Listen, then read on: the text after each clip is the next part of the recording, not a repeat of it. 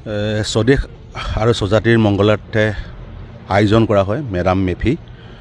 মাৰ্ঘেৰিটাৰ আচলতে বিভিন্ন জাতি জনগোষ্ঠীৰ মিলনভূমি। টাইমূলীয় হিচাপে ইয়াত প্ৰায় 20,000ৰো অধিক আমাৰ লোক আছে।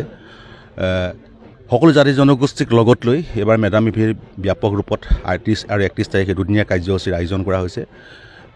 স্বদেশ আৰু স্বজাতিৰ মংগলাৰ্থে আমি আমাৰ পূৰ্বপুৰুষক আমি স্মৰণ কৰিম। ইয়াৰ লগে লগে বিভিন্ন সাংস্কৃতিক অনুষ্ঠান অনুষ্ঠিত হ'ব। সাংস্কৃতিক শোভাযাত্ৰা অনুষ্ঠিত হ'ব। এই সাংস্কৃতিক শোভাযাত্ৰাৰ জৰিয়তে এই যিখন বৰ্ণিল মাৰ্ঘেৰিটা, বিভিন্ন জাতি জনগোষ্ঠীৰ সমন্বয়ৰ যিখন মাৰ্ঘেৰিটা, সেই মাৰ্ঘেৰিটাখনক প্ৰতিফলিত কৰা হ'ব।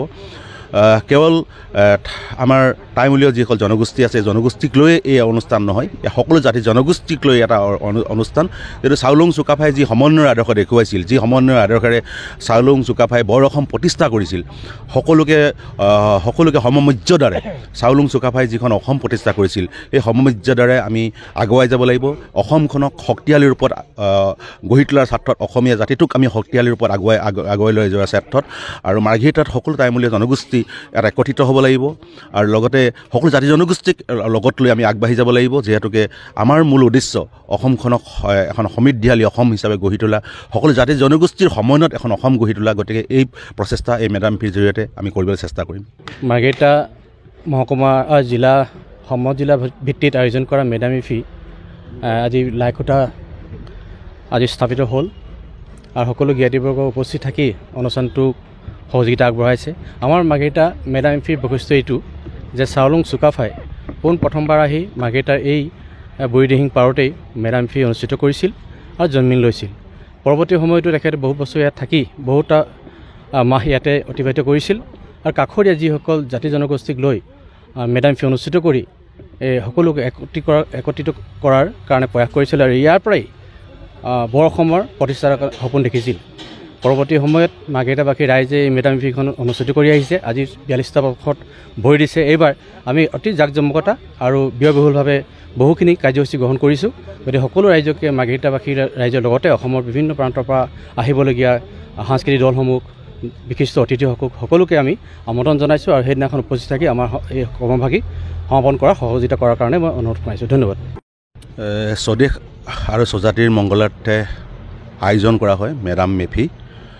মাৰ্ঘেৰিটাৰ আচলতে বিভিন্ন জাতি জনগোষ্ঠীৰ মিলনভূমি।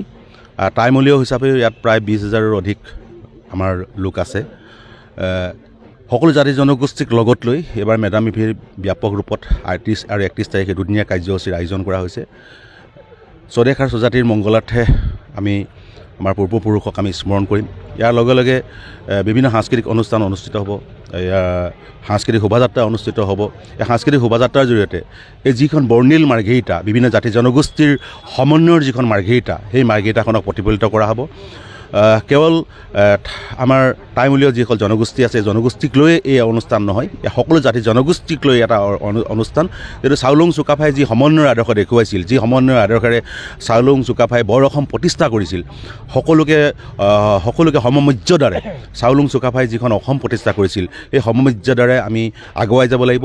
অসমখনক শক্তিশালী ৰূপত গঢ়ি তোলাৰ স্বাৰ্থত, অসমীয়া জাতিটোক আমি শক্তিশালী ৰূপত আগুৱাই লৈ যোৱাৰ স্বাৰ্থত আৰু মাৰ্ঘেৰিটাত সকলো টাইমূলীয়া জনগোষ্ঠী এটা একত্ৰিত হ'ব লাগিব আৰু লগতে সকলো জাতি জনগোষ্ঠীক লগত লৈ আমি আগবাঢ়ি যাব লাগিব। যিহেতুকে আমাৰ মূল উদ্দেশ্য অসমখনক এখন সমৃদ্ধিশালী অসম হিচাপে গঢ়ি তোলা, সকলো জাতি জনগোষ্ঠীৰ সমন্বয়ত এখন অসম গঢ়ি তোলা। গতিকে এই প্ৰচেষ্টা এই মেডাম মেফিৰ জৰিয়তে আমি কৰিবলৈ চেষ্টা কৰিম। মাৰ্ঘেৰিটা মহকুমা জিলা সমজিলা ভিত্তিত আয়োজন কৰা মেডাম মেফি আজি লাইখুটা আজি স্থাপিত হ'ল আৰু সকলো জ্ঞাতিবৰ্গ উপস্থিত থাকি অনুষ্ঠানটোক সহযোগিতা আগবঢ়াইছে। আমাৰ মাৰ্ঘেৰিটা মেডাম মেফিৰ বৈশিষ্ট্য এইটো যে চাউলুং চুকাফাই প্ৰথমবাৰ আহি মাৰ্ঘেৰিটাৰ এই বুঢ়ীদিহিং পাৰতেই মেডাম মেফি অনুষ্ঠিত কৰিছিল আৰু জন্মিল লৈছিল।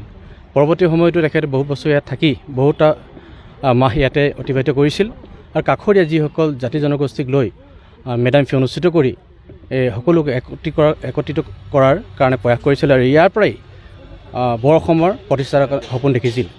পৰৱৰ্তী সময়ত মাৰ্ঘেৰিটাবাসী ৰাইজে এই মেডাম মেফিখন অনুষ্ঠিত কৰি আহিছে। আজি 42টা বৰ্ষত ভৰি দিছে। এইবাৰ আমি অতি জাকজমকতা আৰু ব্যয়বহুলভাৱে বহুখিনি কাৰ্যসূচী গ্ৰহণ কৰিছোঁ। গতিকে সকলো ৰাইজকে মাৰ্ঘেৰিটাবাসীৰ ৰাইজৰ লগতে অসমৰ বিভিন্ন প্ৰান্তৰ পৰা আহিবলগীয়া সাংস্কৃতিক দলসমূহ, বিশিষ্ট অতিথিসকল সকলোকে আমি আমন্ত্ৰণ জনাইছোঁ আৰু সেইদিনাখন উপস্থিত থাকি আমাৰ এই কৰ্মভাগী সমাপন কৰা সহযোগিতা কৰাৰ কাৰণে মই অনুৰোধ কৰিছোঁ। ধন্যবাদ।